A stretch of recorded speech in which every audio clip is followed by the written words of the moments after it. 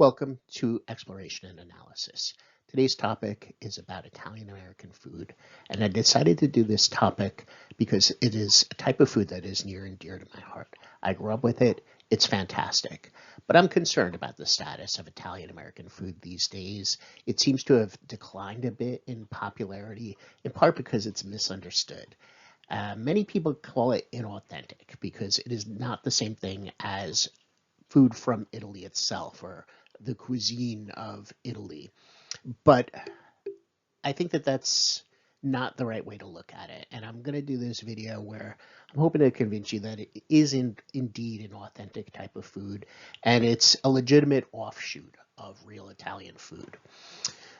But in the 21st century, I don't think it's as good as it was in the 20th century. There has been a definite decline in Italian American food, and there's some specific reasons for that I'm going to go into. But first, I want to talk about what I mean by Italian American cuisine, what the history of it is, what the origin was, and why I think it needs to be appreciated better. First, let's talk about Italian food itself from Italy and some of the ideas and concepts that undermine Italian cuisine.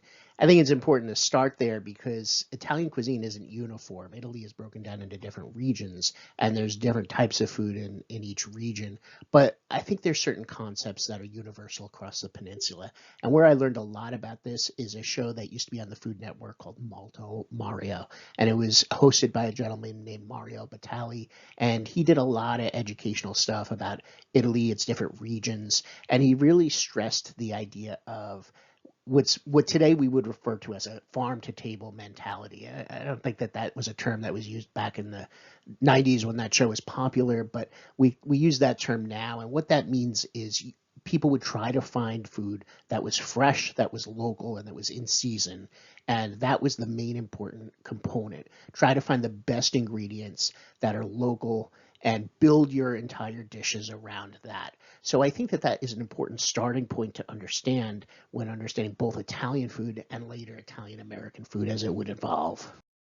So this is a map of Italy, and as you can see, it is a peninsula, sort of shaped a little bit like a boot there with a little heel, and the different colors mark the different regions. And each region, and even sub-regions within those regions, have different styles of food, different things that grow. Italy, kind of like California, has microclimates. So you can go to one area and it could be very hilly, kind of rolling hills kind of terrain, and then other parts could be very mountainous indeed. But then you also have coastal areas where you're by the sea and there's a lot of access to water and seafood. And then you have river valleys as well.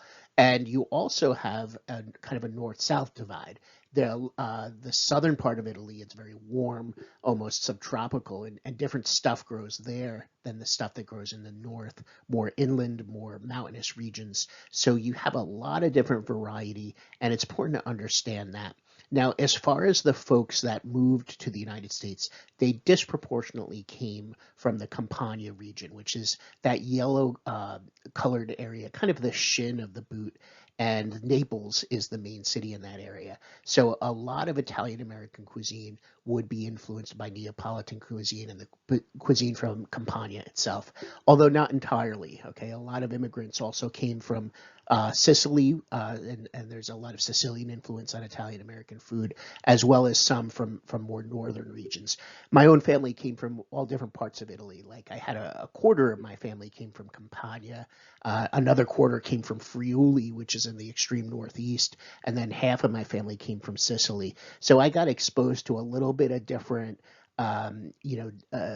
regional ideas from the different relatives that I had, as well as the sort of more mainstream stuff that most people think of when they think of Italian American food, which was heavily influenced by Campania. When Italians came to America, where did they emigrate to? Well, they emigrated to a lot of different places around the country, but New York City was really ground zero. And the New York metropolitan area would become a hotbed of the Italian American population.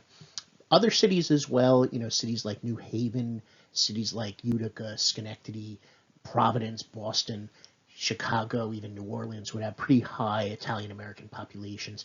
But New York City would really be kind of ground zero of the Italian American population in America. And I think that that is an important thing. So as I talk about Italian American food in this video, I'm going to be focusing more on the New York centered part of Italian American cuisine. And I think to understand what are the component ingredients of Italian American food, ask yourself what's grown in Campania and what's grown in the northeastern United States. And if there's stuff that is grown in both places, those tend to be the backbone, the cornerstone, the heart of Italian American food. And some of the ingredients that I think are going to become the cornerstone of Italian American food are going to be definitely garlic. Okay, garlic is going to be a key ingredient. Now, garlic was something that was eaten in Italy. It was part of Southern Italian cuisine, but not to the extent that I think it became part of Italian American cuisine. So, garlic is going to be a very much a key ingredient. I think onions are going to be a pretty key ingredient. Now, in Italy, onions may be a little bit more of a northern thing, although it existed all throughout Italy, but certainly onions would be a big part of Italian American food.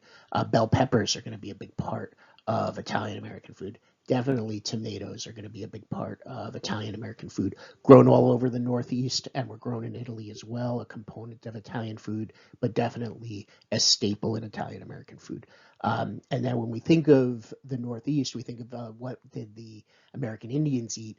Two of the main ingredients were beans and squash. So zucchini is going to be a key ingredient in Italian American food, as well as various kinds of beans. So those items, along with broccoli, cucumbers, lettuce, mushrooms, these are going to be the main components. Carrots are all going to be main components of Italian American food. Some of the Italian American community would have emigrated from more northern Italy, and I got to see this a little bit from that one section of my family that was from northern Italy. And I think that onions were a much bigger part of the northern Italian cuisine than it was the southern Italian cuisine. You know, maybe mushrooms a little bit more, and definitely cabbage and potatoes. Cabbage and potatoes a little bit hardier, sturdier crops, and were more important in more mountainous, hilly, terrains, colder terrains. So those would be an important part of the northern Italian American culture, and that might not have always translated to every pizzeria and restaurant, which would have been more based on Neapolitan cuisine. But definitely in the home cooking, you would have seen some of these other ingredients as key components. Let's talk about items that were staples in Southern Italian cuisine, but were not really staples in Italian American cuisine. And I think you can understand that with the same concepts we've been talking about. Were there things that couldn't grow in the Northeast that did grow in Southern Italy and Sicily? And yes, indeed, I think our list here has many of those items. And let's look at artichokes. Like, yes, I did eat artichokes growing up to a degree, but it wasn't a common thing. It was more of a special occasion ingredient. Same thing with olives, fennel, pomegranate. You know, I did occasionally, we would have these things served like around Christmas time and other special occasions, but they were not regular everyday items the way that they would have been in the southern part of Italy and Sicily. I think that there's a misconception that Italian American cuisine would use olive oil a lot, extra virgin olive oil. And certainly Malto Mario used a ton of extra virgin olive oil. In southern Italy, that was indeed a staple, but it was not a staple in Italian American cuisine because olives didn't grow in the Northeast, nor did any of these other items. You know, artichokes, fennel, pomegranate, these things just didn't grow in the Northeast. It didn't have the right climate for it. Same thing with citrus fruit. You know, you would have used a lot of lemons in Sicilian food for savory dishes. Same thing with some of the coastal areas of southern Italy, but that wouldn't have been a thing in the Northeast because lemons just don't grow in the Northeast. Same thing with currants and pine nuts, which were major items in Sicilian cuisine, often influenced by the broader Mediterranean culture and even North Africa. Raisins were often an ingredient in Sicilian food and southern Italian food, but that really didn't become a major part of Italian American food because Italian American food was more based on what was locally grown in the Northeast, and these items were not.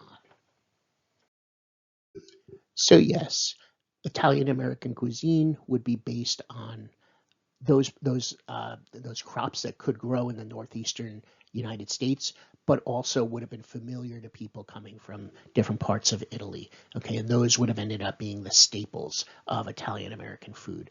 And the things that could not be grown in the northeastern United States would be demoted to a less prominent role, or maybe like a occasional special occasion kind of item.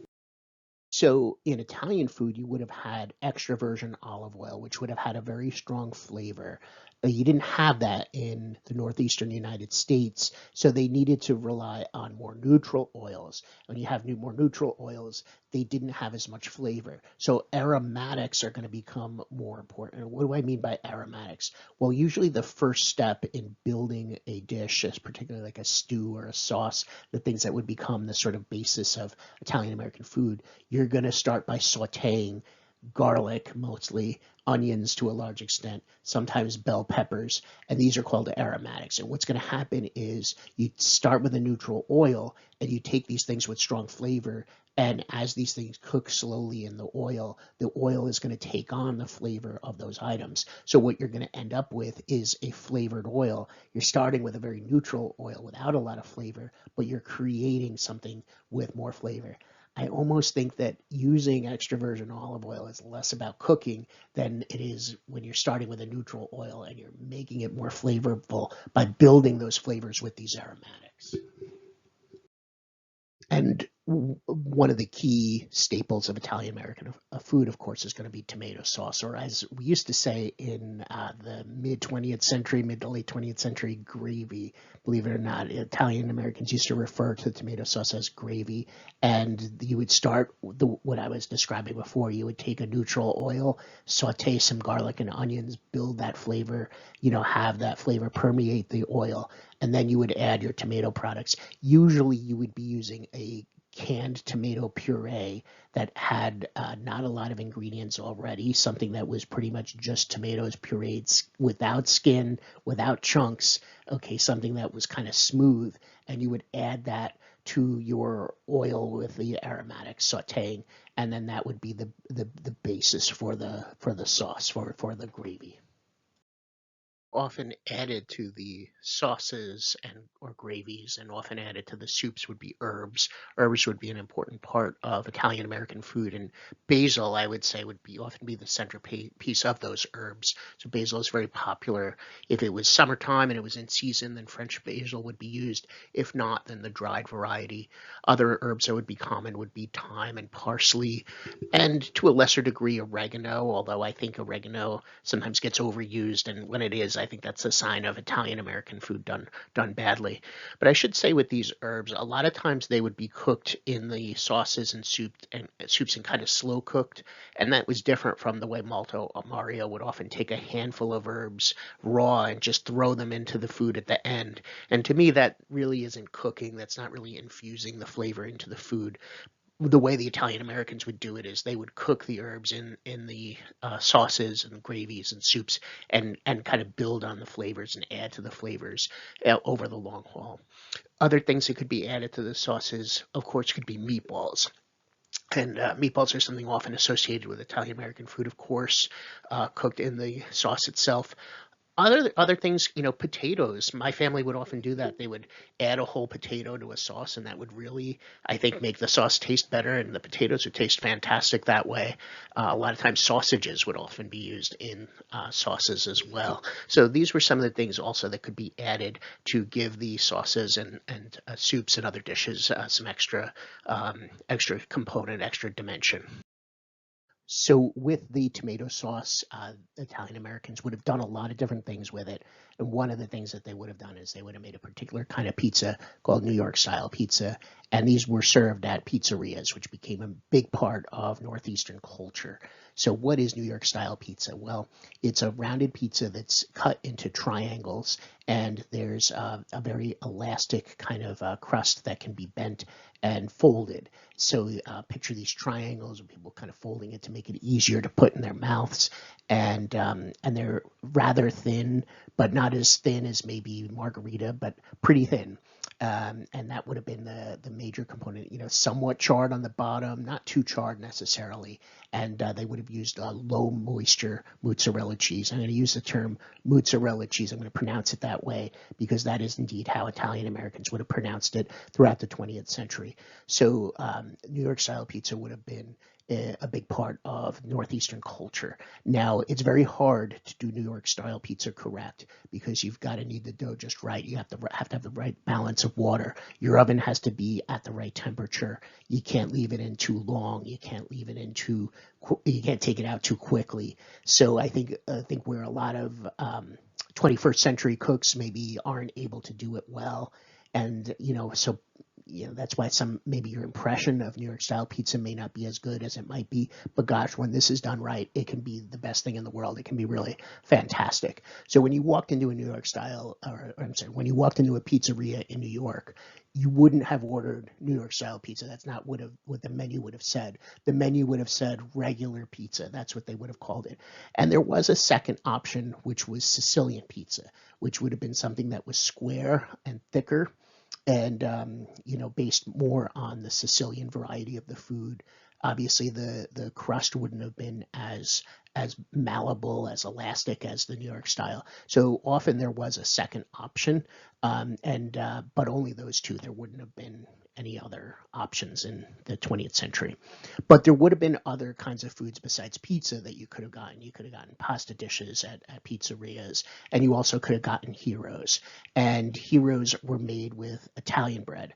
There's Italian bread pictured there in the middle. It was a little like French bread, but thicker and bigger than French bread, and good for putting a lot of stuff in it. You can make a nice hearty hot sandwich with it.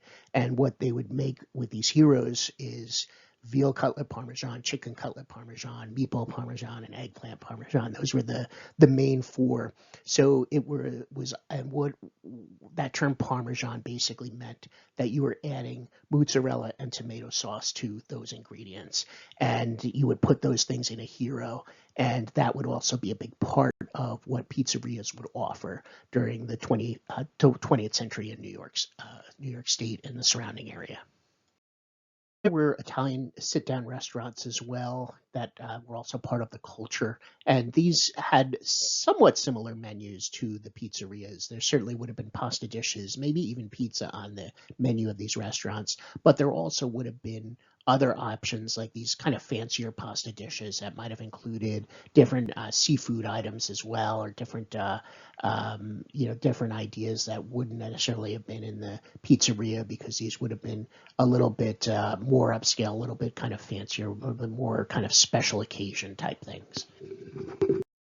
Well, let's talk about salad for a moment. Salad certainly would have been a big part of Italian American food, and Italian dressing would have been a big part of it. Now, if you went to Italy, they probably wouldn't know what you meant if you said Italian dressing, but certainly in the New York area, this would have been the main kind of dressing used by Italian Americans. And it would have been a mix of oil, vinegar, and different herbs and spices.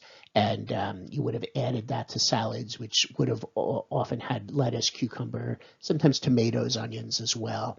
And that was also a big component. So Italian dressing was served on salads. It was also served a lot of times in cold sandwiches, or if you had antipasto, those are things you could add Italian dressing to. And my grandmother would sometimes use it with different leftovers. Sometimes she'd use it with beans. Sometimes she'd use it with eggplant. So it was a pretty versatile ingredient that could be used with a lot of different things, and could taste quite nice when they're made right. Italian delis were an important part of the picture here in the northeastern United States, and delis would have served more cold sandwiches. A lot of times, also made with Italian bread, but unlike in general, I think the term gyro was used for the hot sandwiches, and I seem to remember sub being used more for cold sandwiches, but not all the time. It could be interchangeable. You could see what's pictured here called a gyro as well, but often with ham, with salami, and then sometimes lettuce, tomato, onion, and Italian dressing was often used in these sorts of subs. So yes, Italian American, provolone cheese was often a major cheese that was used in these colder sandwiches, and that was also very, very popular, as well as Swiss and Fontina cheese, which also might have been used to make some of these subs. Home cooking might have been a little bit different. You might have been able to, see some items cooked by your grandmother that might not have been the same as what you would have seen available at restaurants or pizzerias. Like my grandmother did a lot of cool things with eggplant, including one dish that had like mint and vinegar that is very nice and something that I have not really seen too much. I actually came across a cookbook recently that where that item was in the cookbook, and it was kind of impressed because I sometimes wondered if it was just something that my grandmother kind of made up. But no, it is something that I think was part of a lot of home cooking. Gnocchi, which was a more northern Italian thing. It's become a lot trendier now, I think, amongst a lot of hipsters. But in the 20th century, it really wasn't as well known unless you were, unless you came from a northern Italian family. But it would have been a pasta-like item made from potatoes. So that was gnocchi. And yes, I'm pronouncing it the way 20th century New Yorkers would have pronounced it. We also see here a green bean dish, which is similar to what they might have made in Lebanon. And I mentioned that in Sicilian cooking, and part of my family came from Sicily. There was a lot of influence from the other Mediterranean countries, including places like Lebanon. So she used to make these green bean dishes with garlic and tomato sauce, and it's something that I've also more recently come across with Lebanese cuisine. It's very similar to what my grandmother used to make. And then earlier I mentioned zucchini, something that my grandmother liked to cook a lot because she would come during the summers. So the thing that was in season in the summers was zucchini. So pasta with zucchini was a big dish that we would have at least once a week during those summer months, and it's something that I continue to make every summer. They probably make it about once a week for like the 6 weeks of zucchini season. Some other dishes were made in home cooking, and sometimes these could be found in restaurants as well. Soups like minestrone or minestrone, pasta visual, lentil soup was also very popular, and pasta dishes baked with mozzarella and ricotta cheese like baked ziti, stuffed shells, lasagna. These were also very popular indeed.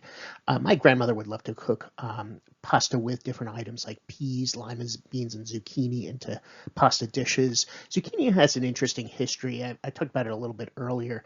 It is a member of the squash family, and squash is certainly native to the United States. It was very popular amongst indigenous peoples in the United States, but it became popular in Italy as well. And the zucchini variety of squash was something that was developed in Italy, and sometimes it's referred to as courgettes in Britain, Ireland, and France, but it's referred to as zucchini in both Italy and the United States, and that indeed has become very popular. And my favorite way to cook it, and I will make it often in the summer, is just cooked in with pasta, onions, garlic. But there's different things you can do with it. You can often make it a cutlet and do a kind of Parmesan dish, treating it almost like you would an eggplant.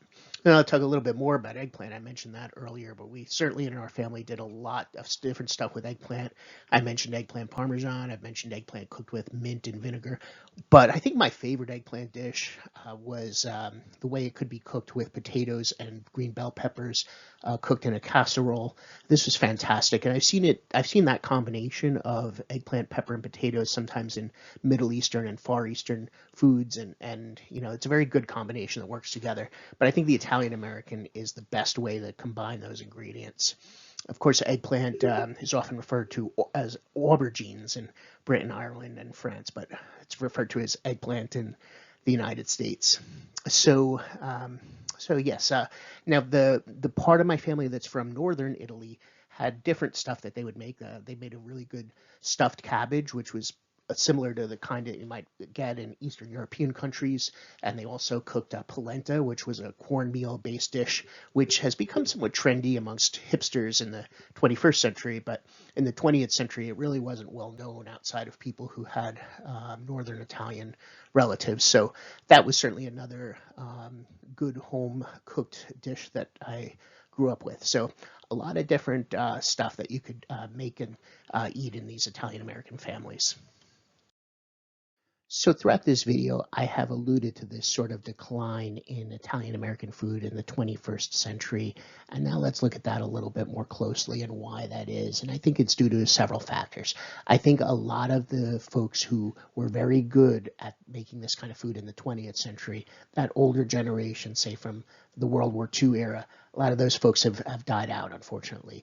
And they haven't always been able to pass on their skill level to the next generation.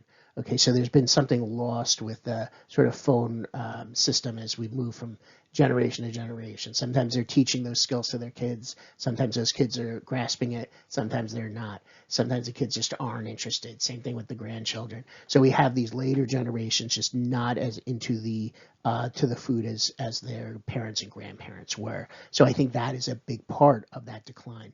Now with the pizzerias, yes, we've seen a lot of times those younger generations don't want to pick up the family business. A lot of them, you know, the pizzerias become successful. They send their kids to college. The kids want to do other stuff with their lives rather than running a pizzeria. So a lot of times in the 20th century, you would have seen in the Northeast the overwhelming majority of pizzerias would have been owned by Italian American families. But over the course of the 21st century so far, we've seen that change rather rapidly.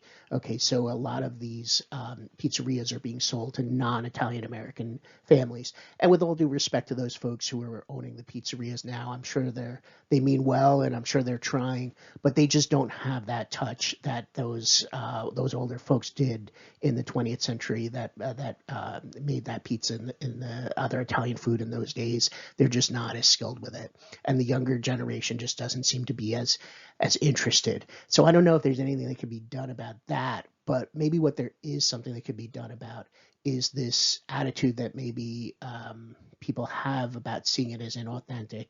And I'm hoping with this video to change people's perception on that and get them to realize, yes, it is very much an authentic thing, something that is worth savoring and salvaging and not letting it die out and trying to understand it and trying to learn those skills as good as possible. So hopefully that this kind of food won't completely die out. Hopefully there'll be people who will take on the mantra and really try to do it right, because when it's done right, it can be something that's really terrific indeed.